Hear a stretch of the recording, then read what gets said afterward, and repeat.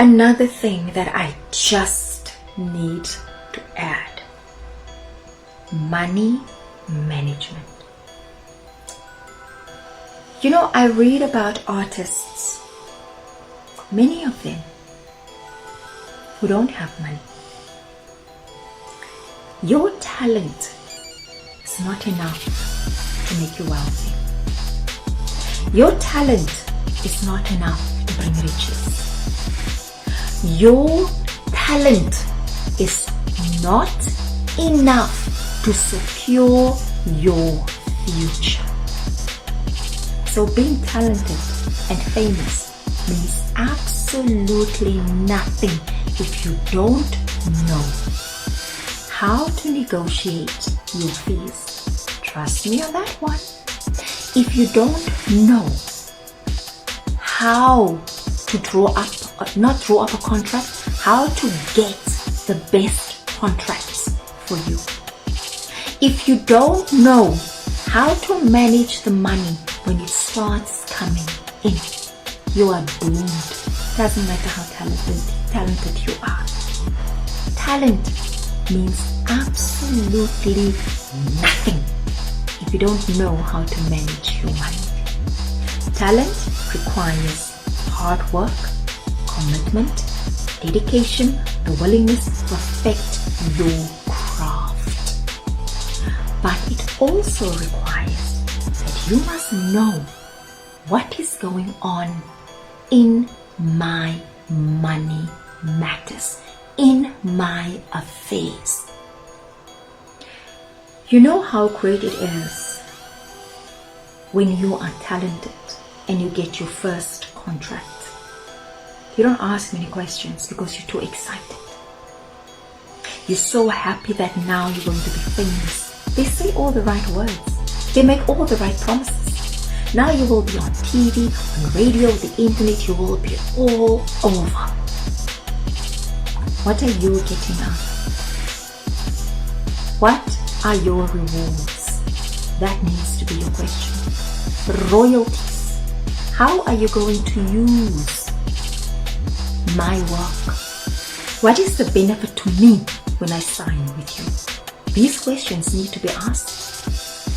Otherwise, we will always keep on having this conversation about famous people running out of money. Money is never the problem. I always thought it was. It's never the problem. What is the problem is how we manage it and what we believe. If you want to hold on to your money, you need to know how to learn how to manage it well. You need to learn to identify and separate the hangers-on, the sponges, the ones who all crawl out of the woodwork because now you are famous and they think you have money. It will mean nothing to you if you are not a person with a strong backbone, someone with morals, with ethics, someone with intelligence, someone who understands him or herself, someone who say not for the limelight, but for your craft, because it's easy to get carried away when you are the person of the moment. Just think, in your lifetime, how many famous people have come and gone. Today you're the favorite, tomorrow it's someone else. What are you going to do when you're no longer the favorite? What? That needs to be your question. How will you live? How will you put food on the table if you're no longer the favorite and you don't have access anymore to these nice people with their nice places and their nice connections?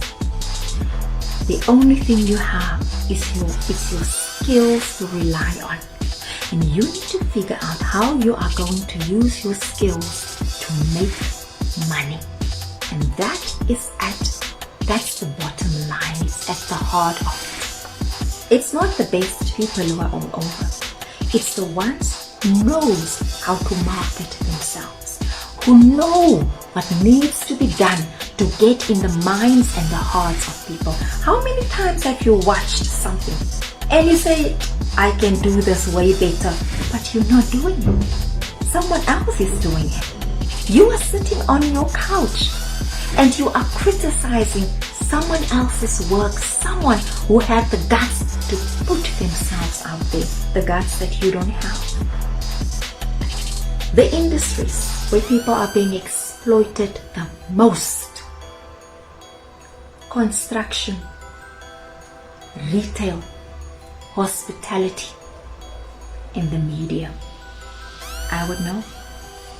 You think when you see someone on TV or hear them on radio, you think that they make a lot of money? You know the peanuts they earn, and you think fame brings money. It doesn't.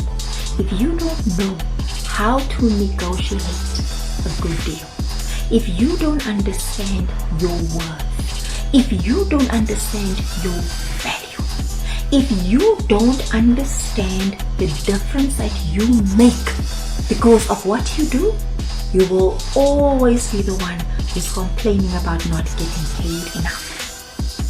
You deserve more. But to understand and realize that, to have that knowledge, you need to be confident in yourself. You need to know who you are and what you are all about. And this is what it is. Media, construction, hospitality, and the retail sector are the 4 places, the 4 industries, and you're more than welcome to add your own, where people are exploited the most. You will work so hard for so little if you don't wake up to your own worth. What are the tools that you have right now that you can use to start something? What knowledge do you have? What do people always ask you to do? What do you know of so much that everyone comes to you when they need that thing? That's your skill. That's your talent. You know more than a lot of people about certain things. They must start paying you for that knowledge. You must start honing that skill, hoping that someone is coming to notice and say, Shane, you know, I've been coming here every time asking for help. Here's 1,000 rand just to say thank you. It's not going to happen. Until you start taking a stand, you need to value your time. You need to value the time you took to acquire that knowledge. You don't have to go out there and wonder, what must I study? What can I do? You have enough right now. If you have a degree, a diploma, a high school matric certificate, as we call them in South Africa, if you have only done a few online courses, whatever it is that you have, ask yourself, how can I use this? Not just to make money, because the money comes when your heart is open. Believe me, the money comes when you find peace, clarity, and certainty within yourself. Money comes when you wake up to the fact that this is who I am and I've got so much to offer and no one can do this better than what I do. That is when the money starts coming, when you no longer do it for anyone else, but you do it to still that voice inside. You do it because it makes you happy. But happiness without payment, it doesn't mean much. You need to be happy and you need to get paid. Find the things that can combine those two, and then you have a business. And start wherever you are. Don't rush to get things registered. Don't rush to formalize things. No, do what needs to be done. Make the money, sell the product, offer the service. And then when you reach a certain level, when you want to play in the big league and they require documents, then go and do it. But don't put yourself under that pressure when you don't have any money, you have nothing, but now you say, hey, I don't have money to register for the CIPC. No. Do what can be done. No one needs to suffer. No one needs to go hungry. No one needs to be poor if we can just begin to understand that we have so much to offer, that we know so much, we can do so much, we have access to so much, use that and start building your dream.